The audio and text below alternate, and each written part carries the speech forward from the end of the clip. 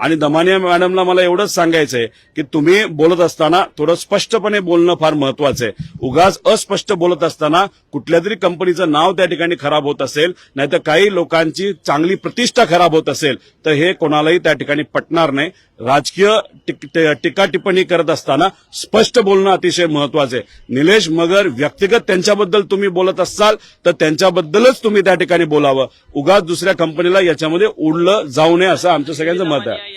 सातत्याने ज्या काही आरोप करतात त्या काही स्पेसिफिक पद्धतीने आरोप करताना पाहायला मिळतात का? कारण की अजित पवार आणि पवार कुटुंबियांना सातत्यानं टार्गेट होताना पाहायला मिळतात या सगळ्या आरोप. आजपर्यंत तुम्ही बघितलंय का की दमानिया मॅडमनी कधी भाजपवर बोललेलं, त्यांना कुठून तरी आदेश येतो, त्या सामाजिक कार्यकर्त्या चांगले, मी त्या विषयाबद्दल बोलत नाही. करप्शन बद्दल जर कोणी बोलत असेल, पुराव्यासकट बोलत असेल, त्या गोष्टीचं स्वागतच त्या ठिकाणी आपण सर्वांनी केलं पाहिजे.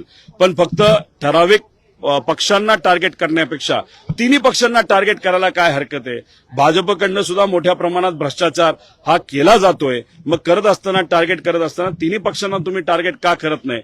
फक्त विशिष्ट 2 पक्षांनाच का टार्गेट करतात? याच्यावरूनच काही प्रमाणात आपल्याला कळतं की इथं कुठंतरी एक सिलेक्टिव्ह प्रकारचं समाजकारण केलं जातं. हे केलं जाऊ नये, त्यांच्याबद्दल मला आदरच आहे, पण शेवटी करत असताना सिलेक्टिव्ह समाजकारण कधी होत नसतं. समाजकारण करत असताना पूर्णपणे समाजकारण होतं, नाहीतर राजकारण त्याला आपण त्या ठिकाणी म्हणू शकतो.